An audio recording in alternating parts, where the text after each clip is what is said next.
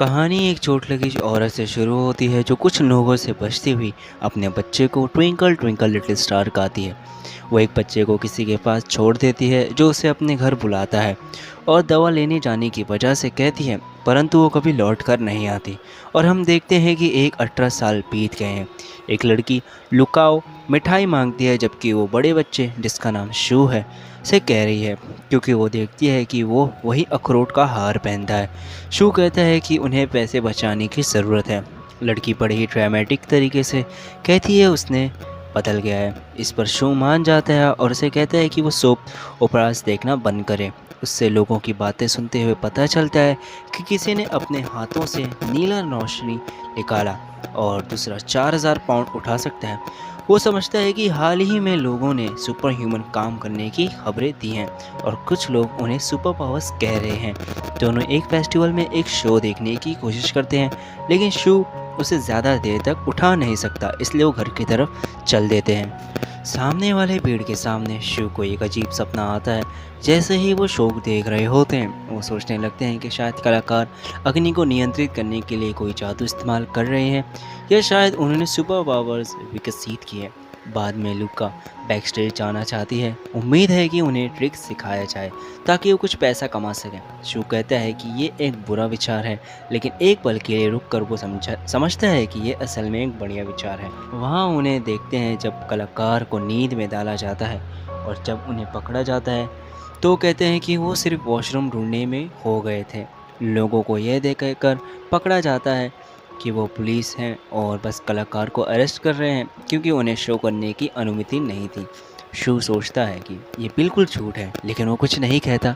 जब लोग उन्हें छोड़ देते हैं, बाहर एक आदमी देखता है कि वह एक स्टेज से निकले हैं और जानना चाहते हैं कि शू ने क्या देखा। हालांकि उस अनजान व्यक्ति से नफरत है और वो उसे बस इग्नोर करता है और चले जाता है। फिर उस आदमी खुद सोचता है कि कलाकार ने अपने शो में अपने सुपर पावर्स का इस्तेमाल किया था और उस लोग शायद ऐसे लोगों को पकड़ने चाह रहे हैं जिनमें शक्तियां हैं। लूका उसका नाम बार बार यूज़ करती है और शू को भाई को कहने के लिए कहती है, लेकिन वो इनकार करता है और उसे याद दिलाता है कि वो खून का रिश्ता नहीं है। वो उसे ये धमकी देता है कि वो उसे यतीम घर में छोड़ देगा, लेकिन लूका उससे कहती है कि हाँ वो ये कर सकता है क्योंकि वो खुद उसके पास लौट आएगी।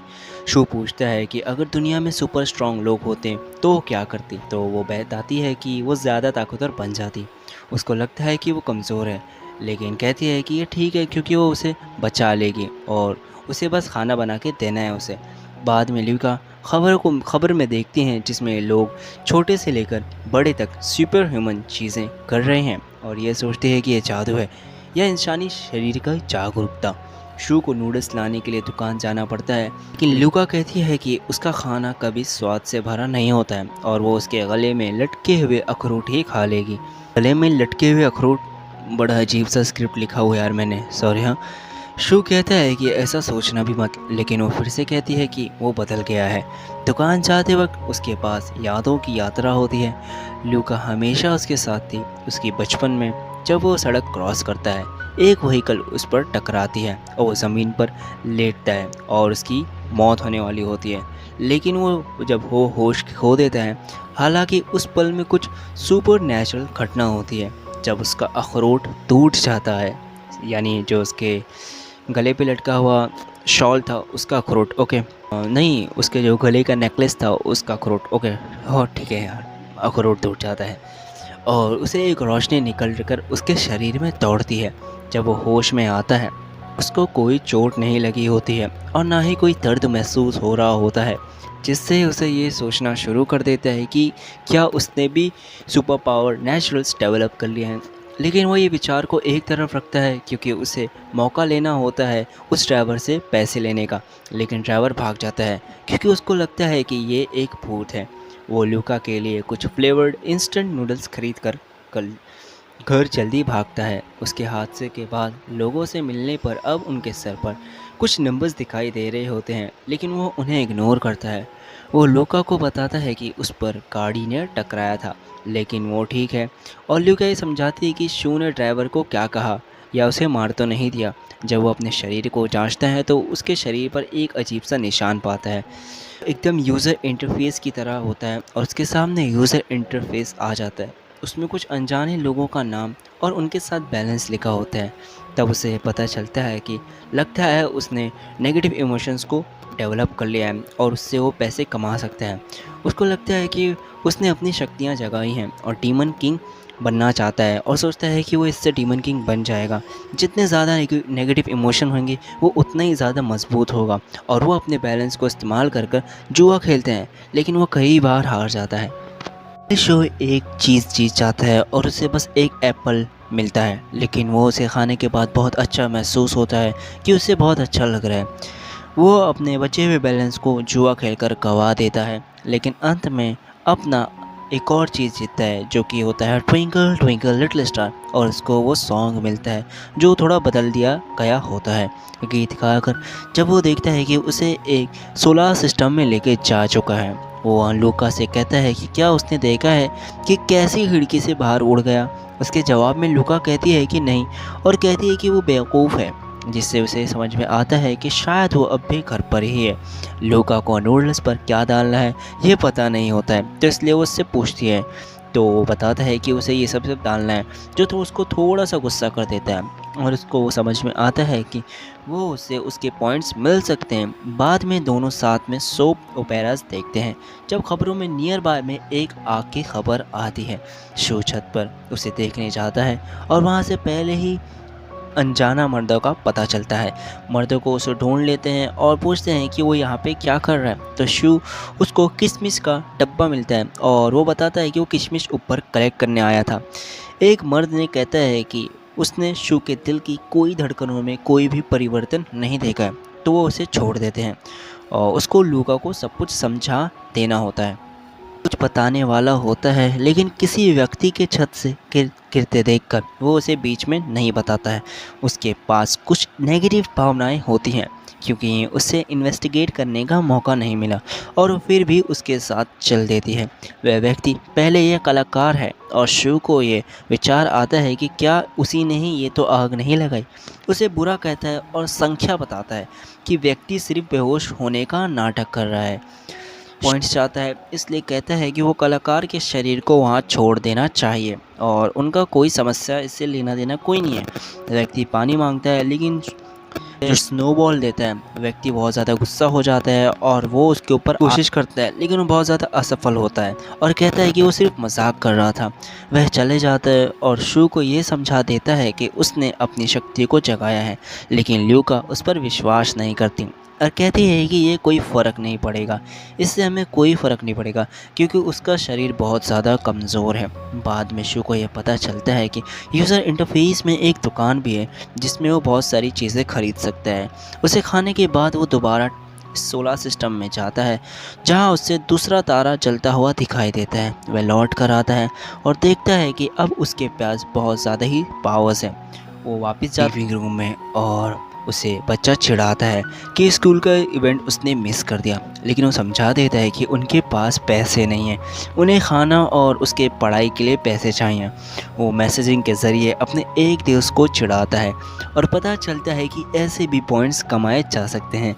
दुकान जाते हैं और कुछ अंडे वो अगले दिन बेच सकेंगे और शू उसे अच्छे से किया गया काम के लिए सहारा करता है, लेकिन उसे उसकी होमवर्क के बारे में पूछा जाता है ताकि और पॉइंट्स कमाए जा सकें। अगला दिन शू खुद भी भोजन बेचता है, जबकि वो काओ को सर्दी है। उसका स्टॉल उसके स्कूल के पास है और कुछ क्लासमेट उसे शर्माने के कारण इग्नोर कर देते हैं। एक र्यूड क्लासमेट शू को इंसल्ट करने की कोशिश करता है, लेकिन उसको कोई फ़र्क नहीं पड़ता। शू उसे धोखा देकर उसे अपनी बाकी के अंडे खरीदने पर मजबूर कर देता है और उसे कई पॉइंट्स मिलते हैं। लड़के के पास कोई पैसे नहीं है, लेकिन एक पॉपी लड़की केओ उसको कुछ उधार देती है।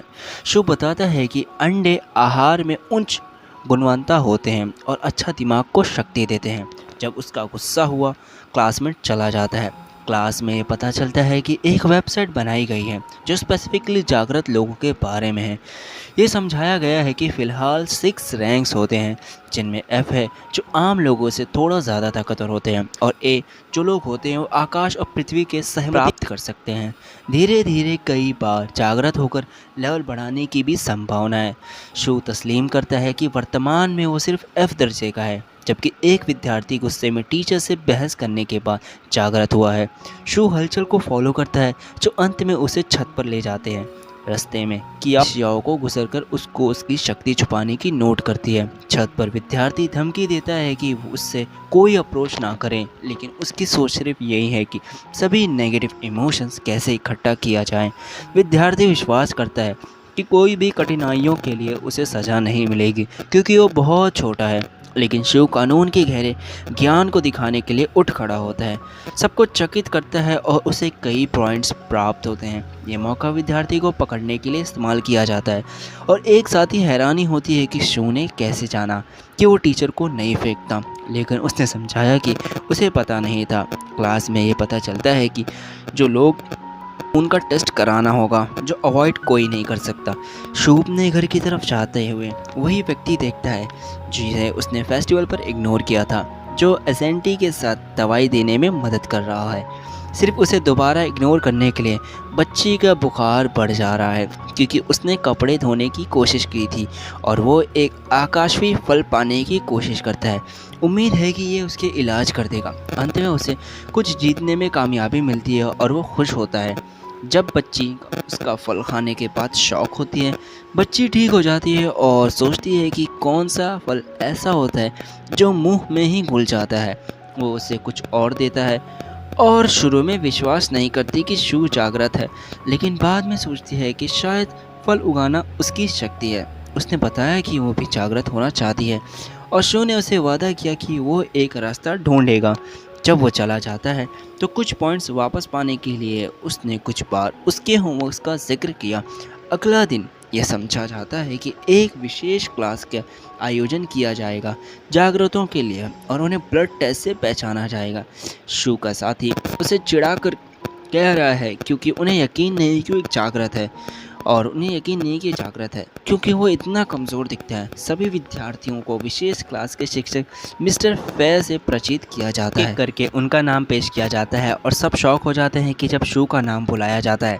फिर दिखाया जाता है कि दूर के एक पुराने टुकड़े पर एक विभेद है। एक व्यक्ति और किसी को उसने एक आक्रामक कहा है। उनका विभेद एक लड़ाई में बदल जाता है। क्लास में एक नए विद्यार्थी जियांग को परिचित किया जाता है और वह शू के पास बिठाया जाता है। क्लास को हैरानी होती है कि जब पता चलता है कि वो एक लड़का है क्योंकि उसमें कई महिलाएं जैसी विशेषताएं हैं।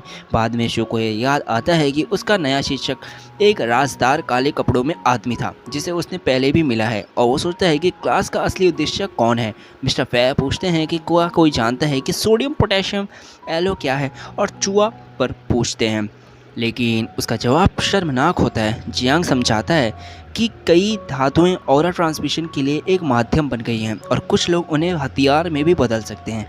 मिस्टर फे समझाते हैं कि 17 महीने पहले दुनिया का माहौल में तब्दीली आई और लोगों के पास कलाई मिली। जब सोडियम पोटेशियम एलो खून के स्पर्श करता है तो जो रंग निकलता है वो व्यक्ति का स्टार दिखाता है, मगर वो ये साफ कर देते हैं कि यह सिर्फ उनका वर्तमान स्टार है और उनका विकास उन पर निर्भर करता है। बाद में विद्यार्थियों के स्टार प्रकाशित किए जाते हैं और शू के क्लासमेट को शू को छेड़ते हैं और कैसे वो सबसे नीचे दर्जे का है, दर्जे F पर। जियांग को हैरान होता है कि शू कितना असर नहीं होता है उन बेइज्जतियों पर, जबकि वो अपने एक रूड क्लासमेट के बाल कटाव पे मजाक उड़ाता है। उस रात शू ये बताता है कि उसने सिर्फ ब्लड टेस्ट के बाद ज़्यादा फल खाने शुरू किए हैं और इसका नतीजा उसकी असली ताकत से बुरा है। उसका यूज़र इंटरफेस ये दिखाता है कि उसने लॉटरी से जीतने से अधिक सब्जियां जीत ली हैं और ये सिर्फ दुकान से ख़रीदी जा सकती हैं। वो दोबारा लड़की ड्रॉ करता है और नया इनाम अब बुरी बू वाला टोफू होता है। लुका चाहती है कि वो उससे पैनकेक्स ले आए, लेकिन कोशिशों के बाद भी सिर्फ टोफू ही मिलता है। अंत में कुछ नया आता है जो लुकाओ को प्रभावित करता है और उससे उसका अपना तारामंडल दिखाई देता है, मतलब कि उसका पहला जागरण हो चुका है। उस रात वो ये सोचती है कि उनके 2 तारामंडल में क्या अंतर है और क्या कोई संबंध है। वो चाहती है कि वो इतना गुस्सा होना बंद कर दे। इतना स्टिंगी टोफू जब उसके एक विचार आता है। अगला दिन शू एक व्यक्ति को तकदीर के साथ तलवारबाजी करते हुए देखता है और व्यक्ति उसे सिखाने से प्रस्ताव करता है, लेकिन शू नकारता है। फिर हम देखते हैं जब शू अपना प्लान कार्यान्वयन करता है। वह स्टिंकी टोफू बेचकर पैसे कमाता है। जब लोग उसके गंध को सूंघकर पॉइंट्स भी मिलते हैं, परिणाम बड़े अच्छे होते हैं, जिससे शू काफ़ी खुश हो जाता है और उसका ध्यान सीधे पल खरीदने के लिए काफ़ी पॉइंट्स मिलते हैं। थोड़ी देर बाद हम देखते हैं कि शू का तारामंडल काफ़ी बढ़ गया है और अब वह एक तलवार को बुला सकता है। वह याद करता है कि कैसे मिस्टर फे ने उन्हें सिखाया था कि 3 के साथ तारे हो सकते हैं। शू ये समझाता है कि ये उसने पहले तारे को तोड़ने के बाद तलवार प्राप्त की है और सोचता है कि वह 7 तारे को तोड़ने पर क्या प्राप्त करेगा। स्कूल में विद्यार्थी एक नेधा बैंक लूटे हुए डर से उलझ रहे हैं, जो कुछ जागृत लोगों ने किया है, और चिंतित हैं कि क्या यह दूसरे जागृतों के लिए परेशानी का कारण बनेगा।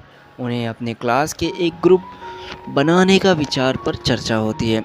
अपराध से लड़ेगा, जो कि एक अपराध से लड़ेगा। ली शू को समझाता है कि उसे इसमें शामिल होने की कोई ज़रूरत नहीं, कि वो पूरी तरह से विद्यार्थ है, क्योंकि उसके पिता को एक बॉडीगार्ड रखने का विचार है। शू ये समझाता है कि ली स्पष्ट रूप से एक दुखी इंसान है और वह खुश है कि वह उसके जैसा नहीं। एक विशेष कक्षा में मिस्टर फे हर विद्यार्थी को एक आत्मा पत्थर देता है, जिससे वे प्रयोग करके और परिणाम को रिपोर्ट करके अपनी प्रशासन में सहायता करें, लेकिन इस्तेमाल करना होता है। हालांकि इसका उपयोग करने के बाद शू को देखा जाता है कि यह केवल उसका तारामंडल अत्यंत हिंसक बना देता है, जिससे वह व्यर्थ को हो जाता है और वह सोचता है कि वह मिस्टर फे को कैसे बताएगा। अगली सुबह तलवारबाज फिर से देखता है कि वह उसका प्रयोग की टेक्निक का आदर्श और पूछता है कि वह सीखना चाहता है, लेकिन वह इसमें रुचि नहीं दिखाता। दोपहर के भोजन पर जियांग आपको देश द्वारा में मान्यता प्राप्त एक संगठन के बारे में बताता है, जो जागरूकता को इकट्ठा करने के लिए प्रदेश द्वारा मान्यता प्राप्त है। उन्हें पृथ्वी जाल कहा जाता है, जो सबसे आम जागृतों के लिए होता है, और स्वर्ग जाल, जो सबसे मजबूत जागृतों के लिए होता है। कम से कम एक बी दर्जे के होते हैं। स्वर्ग जाल में कम से कम 10 सदस्य होते हैं, जिसमें सबसे शक्तिशाली एक व्यक्ति का नाम टिंग है। उस रात शू चुपके से सुनता है जब स्वॉर्ड्समैन के पास एक आदमी आता है जो अपने आप को टिंग कहता है और मास्टर ली से मिलने का कहता है। मास्टर ली को स्वर्गीय नेटवर्क के सदस्यों को देखकर खुशी है और टिंग को अंदर बुला लेते हैं। टिंग समझाता है कि दुनिया में जंग चल रही है और मास्टर ली से कहता है कि वो उनके साथ स्वर्गीय नेटवर्क के अंतिम सदस्य के रूप में शामिल हो जाए। मास्टर ली समझाते हैं कि उनका विचार अलग है और उन्हें सिर्फ अपने आखिरी दिनों की सुख से बिताना है। टिंग कहता है कि बहुत सारे अवशेष हैं जो अभी तक एक्सप्लोर नहीं हुए हैं और अगर वो उन्हें जड़ी बूटियां मिल जाती हैं तो वो उन्हें वक्त पर पहुंचा देंगे। मास्टर ली उनके प्रस्ताव को इनकार करते हैं और टिंग उम्मीद करता है कि अगले महीने वो दुश्मन ना बन जाएं। जब वो जाते हैं, टिंग वादे को निभाने का वादा करता है। उसके बाद शू ली काओ को बताता है कि वो कौन था और सोचता है कि यह अच्छा विचार हो सकता है कि वो तलवारबाज से सीखने का प्रस्ताव स्वीकार करे, क्योंकि उन्हें लगता है कि वो पहले सोचता था से अधिक शक्तिशाली है। अगली सुबह शू मास्टर ली से सीखने का इशारा करता है, लेकिन उसका एक काम उसका पूरा समय ले रहा है। मास्टर ली सिखाने में उत्सुक है, इसलिए वो उसके पास जाता है।